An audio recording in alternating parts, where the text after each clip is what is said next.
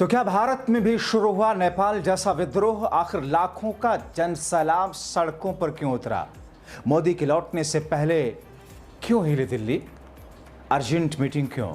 बहुत स्वागत है आप सभी का। आप देख रहे हैं द राजनीति का विशेष सेगमेंट खबर और विश्लेषण। मैं हूं जबार खान। दोस्तों, क्या वाकई नेपाल, बांग्लादेश, पाकिस्तान, श्रीलंका जैसी स्थिति भारत में संभव है? क्या इस वक्त भारत में जो स्थितियां उत्पन्न हो रही हैं वो किसी बड़े विद्रोह के संकेत का आहट दे रही हैं? आखिर भारत में लाखों लोग सड़कों पर उतर करके किस अंदाज में, किस तौर पर बीजेपी और इसकी सरकार के खिलाफ जो प्रदर्शन करते हुए दिखे? मोदी की वापसी से पहले दिल्ली क्यों हिलने लगी है? सब कुछ विस्तार से आपको बताएंगे। और यह भी कि क्या नेपाल में जो कुछ हुआ, वहां के हिंसक आंदोलन और गोदी मीडिया के साथ में कुछ वैसा भारत में सुगबुगाहट है वैसी? सब कुछ आपको बताते हैं दोस्तों, राहुल गांधी के सिपहसालार ने जिन तस्वीरों को ट्वीट किया है उसे जरूर देखना चाहिए और सोचना चाहिए कि क्या वाकई नेपाल के ट्रैक पर भारत बढ़ रहा है। आप देखिए इस जनसैलाब को, मोदी शाह के होश उड़ाने वाले तस्वीरों को, मगर गोदी मीडिया इसे नहीं दिखा रही। आप देखिए इस जनसैलाब को जो मोदी के दिल्ली वापसी से पहले साहब के दिली दिमाग को झकझोर दिया होगा। उससे ज्यादा दिल्ली हिली है, उससे ज्यादा गोदी मीडिया हिला है, क्योंकि नेपाल में भारत के गोदी मीडिया के साथ जो कुछ हुआ उससे बहुत सारे कथित गोदी मीडिया का और उनके मठाधीशों ने अपनी भाषा बदल ली। आपको आगे विस्तार से दिखाते हैं दोस्तों, मगर उससे पहले राहुल के सिपहसालार का ट्वीट दिखाते हैं, तस्वीरें दिखाते हैं। गौरव गोगोई ने जनसैलाब वाली फोटो शेयर करके लिखा, आदरणीय प्रधानमंत्री नरेंद्र मोदी जी, आपने 2014 के लोकसभा चुनाव में वादा किया था अहोम, मोरान, मटक, आदिवासी चाय, जनजाति, चुटिया और कोच राजबंगोश समुदाय को 6 महीने के भीतर अनुसूचित जनजाति का दर्जा दिया जाएगा। 10 साल बीत चुके हैं, फिर भी वादा अधूरा है। असम के लोग विरोध में अपनी आवाज अब उठा रहे हैं, तस्वीरें आप ही देख ही रहे हैं। लेकिन इस बात को सुनने के बजाय असम पुलिस ने गोलोकगंज में कोच राजबोंगशी छात्रों पर बेरहमी के साथ में हमला किया। मुख्यमंत्री हिमंता बिस्वा शर्मा से गृह विभाग तुरंत हटा लिया जाए। तिनसुकिया में भी हजारों मोरान समुदाय के लोग अपने अनुसूचित जनजाति के दर्जे के लिए सड़क पर उतर रहे हैं। असम के युवा सड़कों पर हैं। मुझे उम्मीद है 13-14 सितंबर को आपके असम दौरे के दौरान बीजेपी के वादों पर ठोस कार्रवाई होगी। अब और झूठे वादे नहीं। अब आपको दिखाते हैं नेपाल की स्थिति। नेपाल की तस्वीरों ने पूरी दुनिया को हिला दिया। तो क्या भारत के असम से नेपाल जैसे विद्रोह की शुरुआत की सुगबुगाहट है ये? मगर दूसरा विद्रोह तो गोदी मीडिया के खिलाफ भी नेपाल में देखने को मिला। तो क्या भारत में कुछ वैसा होने की आहट है? दोस्तों, नेपाल में सिर्फ 2 दिन के विरोध प्रदर्शन ने नेपाल की लोकतांत्रिक तस्वीर को हिला दिया। नेता अपनी जान बचाने के लिए छिपने या भागने को मजबूर। और मंगलवार रात 10 बजे के बाद से पूरा देश सेना की पकड़ में। इस आंदोलन में गुस्सा जहां सरकार के अलोकतांत्रिक व्यवहार, भ्रष्टाचार, नेताओं के खिलाफ निकला, वहीं अपना धर्म निभाने के बजाय सत्ता की चाटुकारिता करती मीडिया के खिलाफ जमकर आक्रोश फूटा। भारत के गोदी मीडिया को जलील करके जुलूस निकाला गया। उन्हें खदेड़ते हुए याद दिलाया गया कि जाकर अपने देश में जनता की आवाज उठाओ, सरकार की दलाली मत करो। नेपाल के लोग ऊंची आवाज में अंग्रेजी में कहते हुए सुने गए, please stop it, Indian media are part of the Modi propaganda. Nepal के लोग कह रहे हैं, यानी कि सत्ता की दलाली मत करो भारतीय मीडिया, तुम मोदी के झूठ और प्रोपेगेंडा के साझेदार है। ये स्थिति दिखी है दोस्तों, इस आंदोलन में नेपाल के सबसे बड़े अखबार कांतिपुर का दफ्तर जला दिया गया। वो मलबे में तब्दील है। पूर्व गृह मंत्री रवि लामी छाने को उनके समर्थक जेल से निकाल ले गए। काठमांडू की नखनऊ जेल से न सिर्फ रिपब्लिक, बाकी कैदी भी बाहर भागे। हालात ऐसे कि देश के कई जेलों से कैदी फरार। काठमांडू के बानेश्वर इलाके में स्थित संसद भवन के आसपास अभी जले हुए ढांचे की गंध महसूस होती है। यही संसद कभी नेपाल में 239 साल पुरानी राजशाही के अंत की निशानी थी। पिछले 17 वर्षों से लोकतंत्र की पहचान थी, लेकिन इसकी तस्वीरें, इसकी दीवारों से धुआं अभी भी उठ रहा है। आपको यहाँ पे और ये भी बताऊं दोस्तों, कुछ फ्लैशबैक की चीज़ें कि साल 2008 में जब नेपाल ने राजशाही का अंत किया, तभी नारायण हिटी दरबार को जलाया नहीं गया था।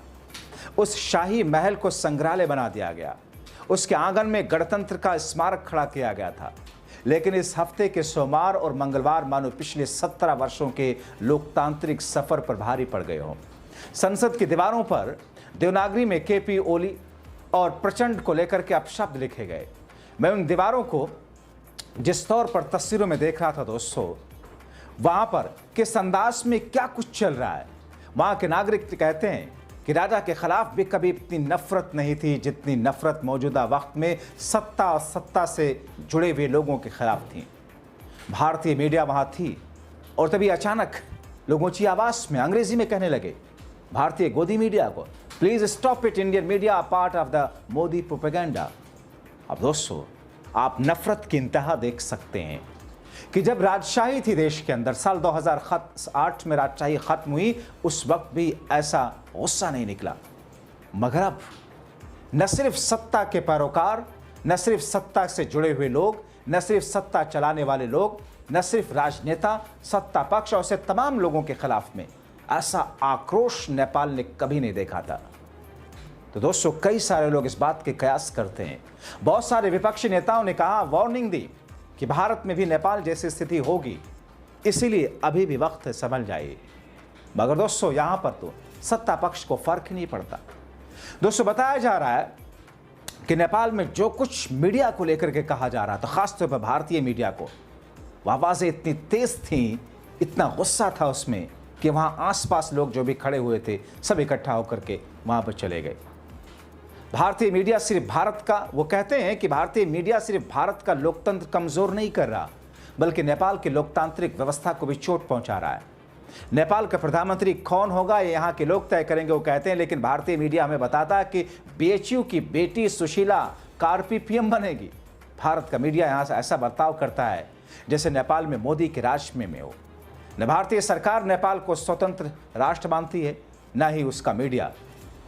जो भी पत्रकार यहाँ आते हैं वो कहते हैं कि उनकी पृष्ठभूमि ज़्यादातर आरएसएस और बीजेपी से जुड़ी मिलती है। उनके नफरती एजेंडे को हमने देखा टीवी पर। ये दोस्तों, ये मैं नहीं कह रहा, ये नेपाल के लोग कह रहे हैं, वो आक्रोशित लोग कह रहे हैं। दोस्तों, नेपाल में आम लोगों के बीच भारतीय मीडिया के प्रति अविश्वास, नाराजगी, आक्रोश हद से ज़्यादा है। कभी ये बातें अफवाहों के रूप में फैलती थीं और कभी लोग घटनाओं को जोड़कर इसे साबित करने की कोशिश करते हैं। बहुत से लोग मानते हैं कि हालात में बाहरी ताकतों की भूमिका है और उनमें अमेरिका का नाम भी लिया जाता है। दोस्तों, एक और बात जिसका जिक्र यहाँ ज़रूरी है, क्योंकि इस आंदोलन की भी एक कमी मुझे लगी, मुझे ऐसा लगा कि इसको आप तक मुझे पहुँचाना चाहिए। वो कमी ये है कि जेन जी आंदोलन की सबसे बड़ी कमी ये कि कोई ऐसा नेता सामने नहीं था जो युवाओं को सही गलत का रास्ता दिखा सके। नतीजा ये हुआ कि जिसने जैसा चाहा वैसा किया। युवाओं से बात करने पर साफ महसूस होता है कि वो खुद भी असमंजस में है। नेपाल में आगे सिविल सरकार कैसे बनेगी यह अभी तक तय नहीं है। भले ही पूर्व चीफ जस्टिस सुशील काकी का नाम सामने आ रहा हो, लेकिन युवाओं में इस पर कोई सहमति नहीं।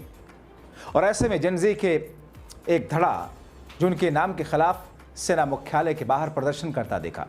वहीं कुछ लोग काठमांडू के मेयर बालन शाह को सामने लाने की मांग कर रहे हैं, लेकिन उनकी शर्त यह है कि पहले संसद को भंग किया जाए।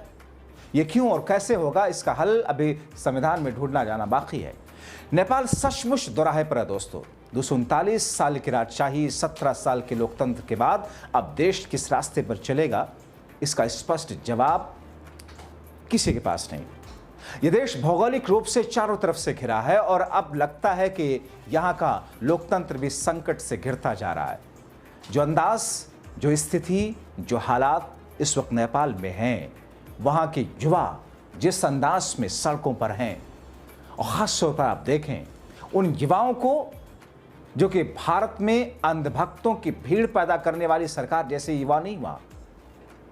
वहाँ के युवा जिन्हें आप मीडिया में बात करते हुए देखे होंगे, जिनकी आवाज़ें आपने सुनी होंगी, फर्राटेदार अंग्रेजी बोलते हैं, लॉजिकल बात करते हैं, नीतिगत बातें करते हैं, सरकार की कमियां बताते हैं, सरकार के भ्रष्टाचार से पर्दा हटाते हैं, अपने हक हुकूक जनता के अधिकार की बातें करते हैं, मगर दूसरी तरफ भारत में ऐसे भक्तों और सड़े गले अंधभक्तों की भीड़ पैदा कर दी गई मौजूदा वक्त के 11 वर्षों के इस कार्यकाल में, जो न अपना भला सोच सकता है न देश का भला सोच सकता है। क्योंकि अगर अपना भला सोचता तो ये नहीं कहता कि हम 500 रुपये डीजल और पेट्रोल भरवा लेंगे 500 रुपये में, मगर यही सही है क्योंकि ये मुल्लाओं को टाइट करता है मोदी और योगी। ये भाषा भक्तों की तरस आता है इन पर, इन बेचारे सड़े गले जाहिल गंवार किस्म के भक्तों पर तरस आता है वाकई कि इन्हें देश का तो छोड़िए अपने नफ़ा नुकसान का फिक्र नहीं। मगर नेपाल में ऐसा नहीं दिखा। नेपाल में जितने भी आक्रोशित व्यक्ति युवा दिखे उसमें से ज़्यादातर फराटेदार अंग्रेजी बोलते हुए, बातें करते हुए, सलीके की बातें करते हुए। उनका लहजा गलत हो सकता है, उनका अंदाज गलत हो सकता है, गलत है क्योंकि संविधान इजाज़त देता है विरोध प्रदर्शन की, संविधान कतई इजाज़त नहीं देता हिंसात्मक होने की। लेकिन क्या कीजिएगा, यही जनता है, यही पब्लिक है। जब इसका गुस्सा फूटता है, जब पब्लिक परेशान होती है अपने उन लोगों से जिनको सत्ता के सिंहासन पर बिठाया है, जिसके हाथ में देश की बागडोर दी है, जिसके लिए जनता अपने खून पसीने की गाढ़ी कमाई से, टैक्स के पैसे से उनको परोसती है, और वो जनता के हक के बजाय अपनी अय्याशियों में, अपने सगे संबंधियों, रिश्तेदारों और अपनी सरकार चलाने के लिए, सरकार बनाए रखने के लिए सारे पैसे को खर्च करते जाएं, जनता का विकास साइड हो जाए, तो स्थितियां ऐसी होती हैं। भारत में क्या स्थिति है आप देख लीजिए। शिक्षा का क्या हालत है, बजट कितनी बार घटाया गया शिक्षा का इस मोदी राज में। स्वास्थ्य के क्या हालात है, देश के दूर दराज हिस्सों से गांव ग्रामीण के लोग जनरल बोगी के डब्बे में, ट्रेन में हिलते डोलते तड़पते हुए आते हैं दिल्ली एम्स सफदरजंग अस्पताल इलाज कराएंगे। 2 दिन 3 दिन 4 दिन तक अस्पताल के बाहर सड़कों पर तेज आंधी बारिश सर्दी में नीचे धूल मिट्टी में चटाई बिछा करके लेटे रहते हैं कि उनको नंबर मिल जाए उनको दिखाने के लिए। शर्म नहीं आती? आप बनारस को काशी को क्योटो बनाने की बात तो करते हो, लेकिन देश की राजधानी दिल्ली, जहां से चंद कदमों की दूरी पर आप 25,000 रुपये किलो का मशरूम खाते हो, और वहां से चंद कदमों की दूरी पर देश के ग्रामीण इलाकों की जनता आकर के किसी ऑपरेशन के लिए, किसी इलाज के लिए बाहर सड़कों के बाहर धूल फांकती है, बारिश होती है तो पड़ी रहती है कि सुबह हमें नंबर मिल जाए। ये स्थितियां हैं, जबकि शिक्षा और स्वास्थ्य तो फ्री होना चाहिए। अमेरिका और दूसरे ऐसे डेवलप्ड कंट्रीज क्यों आ गए हैं? क्योंकि वहां जनता की बुनियादी सुविधाओं पर सरकारों का ध्यान है। मगर यहां क्या, यहां तो बात करेंगे कि पिंक रिवॉल्यूशन होने नहीं देंगे, मतलब बीफ मीट एक्सपोर्ट बंद कर देंगे और उन्हीं बीफ स्लॉटर हाउसेस से आप चंदा लोगे करोड़ों करोड़ का। जब सुप्रीम कोर्ट उसका खुलासा करेगा तो आप फिर दाएं बाएं झांकोगे। तो फिर ऐसी स्थिति में जो नाराजगी भारत के युवाओं के अंदर, भारत के अंदर है, वही नाराजगी नेपाल में लोगों के अंदर थी। स्थितियां दोनों जगह की सेम थी। बहरहाल हम ये चाहेंगे कि कभी भारत में ऐसा ना हो क्योंकि उससे दशकों पीछे देश जाता है। आप क्या सोचते हैं? आप अपनी राय कमेंट बॉक्स में ज़रूर लिखें। अभी के लिए इतना ही, बहुत शुक्रिया।